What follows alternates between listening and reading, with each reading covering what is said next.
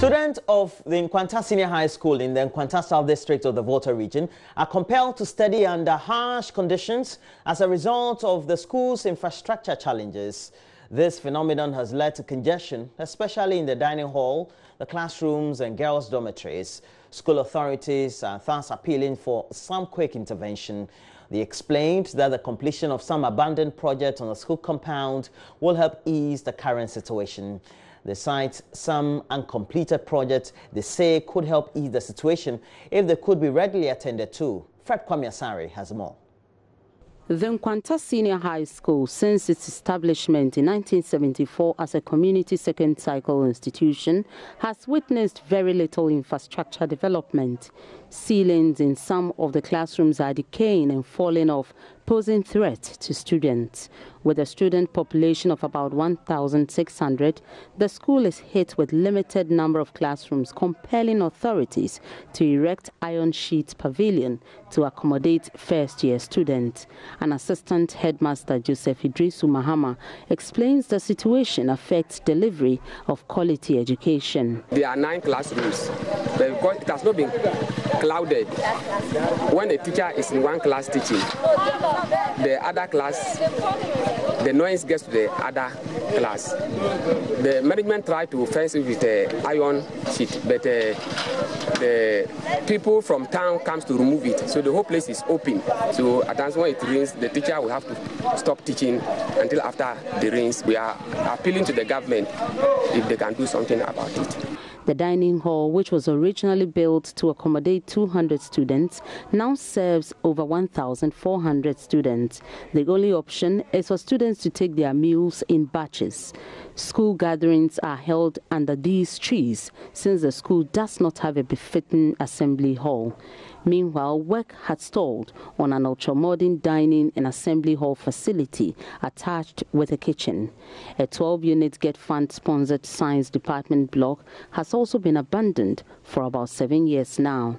Another challenge is congestion in the girls' dormitories, which the school's management say needs renovation and expansion to accommodate the increasing number of students. The Nkwanta SHS headmaster, Lovely Bwedu, appealed to government to resume work on the abandoned projects and also supply all texts and exercise books for the first beneficiaries of the free SHS policy to enhance academic work. For the dormitory, the boys don't have a problem as such, but for the girls, if you go to the dormitory now, what you will see, you may not like it. So we are appealing to the government as a matter of urgency to build a new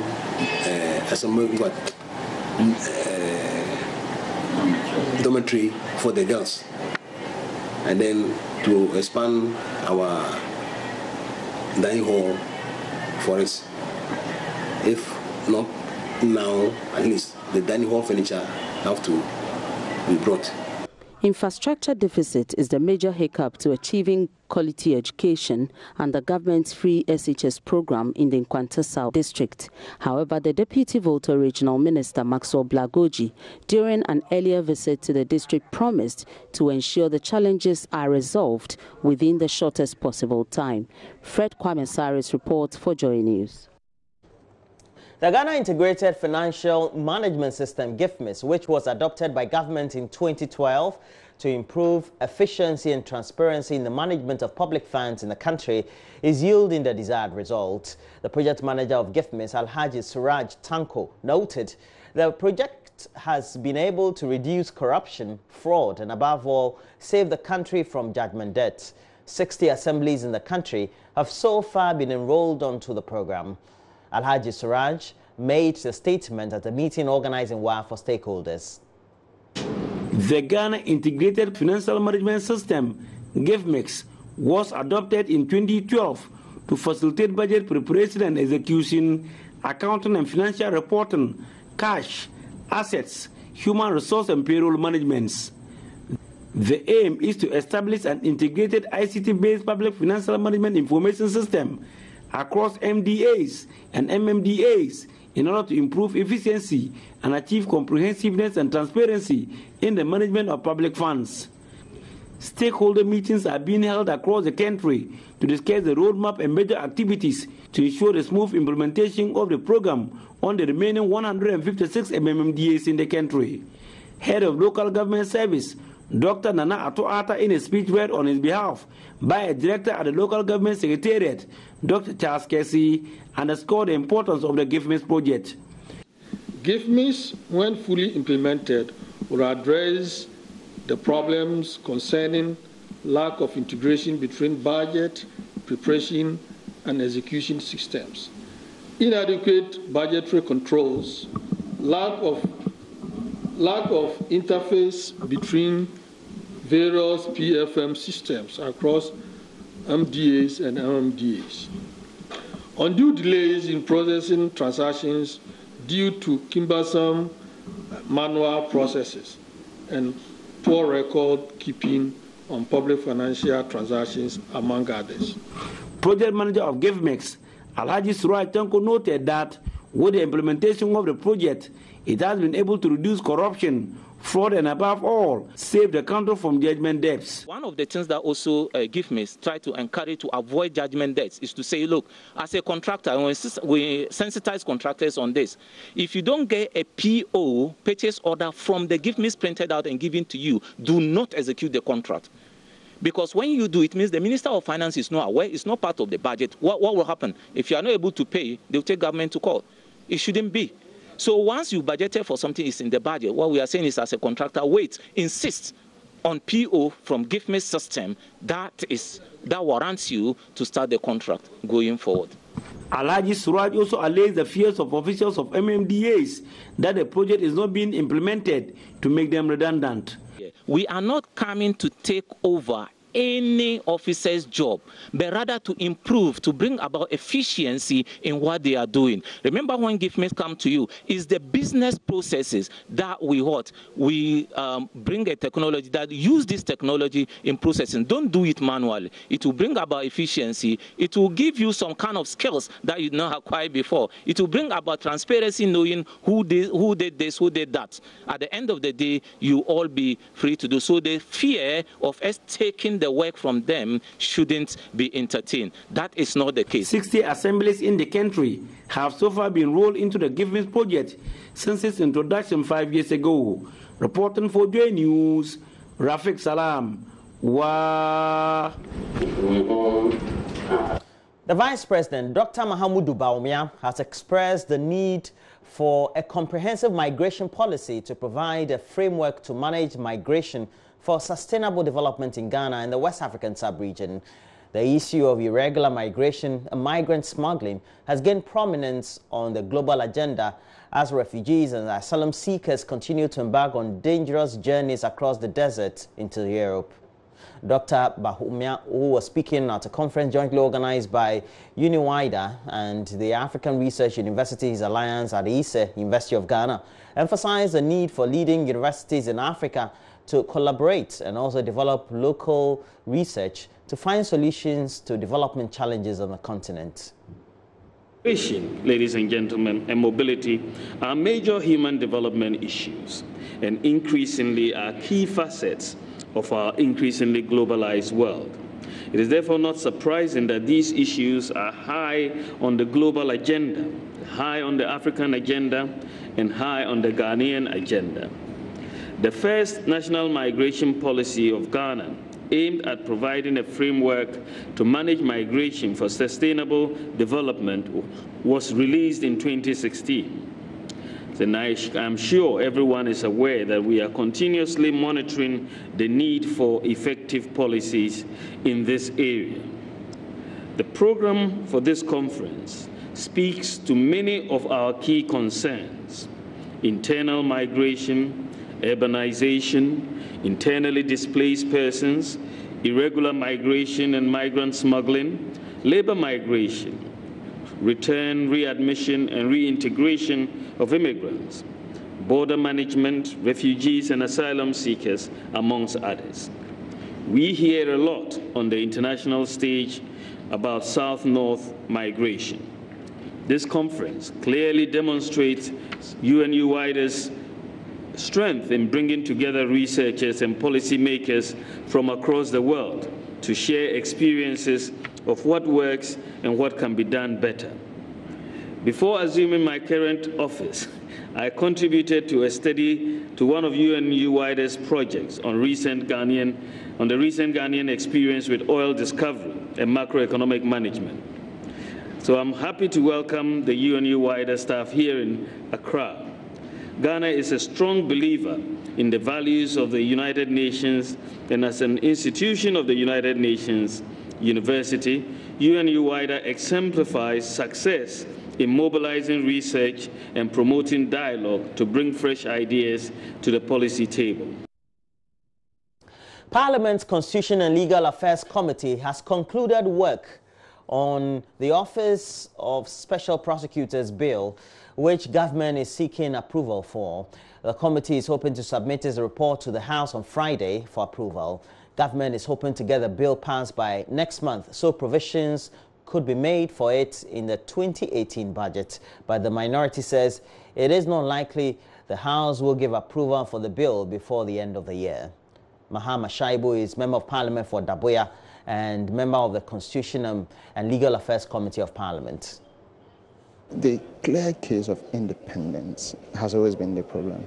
And so if we don't amend articulate it, you cannot have an independent special prosecutor. And in so doing, I mean, why do you have to create an office that has no teeth to bite? I mean, there are existing institutions that you can strengthen to do the same work. Okay. So that's been our case, and I don't think that has moved until 88 is amended. Would it pass before the end of the month? I am not sure about that. It's likely will be late tomorrow or Tuesday, and then it will go through the various readings, and then it will be subject to debates on the floor if there are some amendments to be done on it. And so the timing up to December, it doesn't look possible. But we will work very assiduously to see.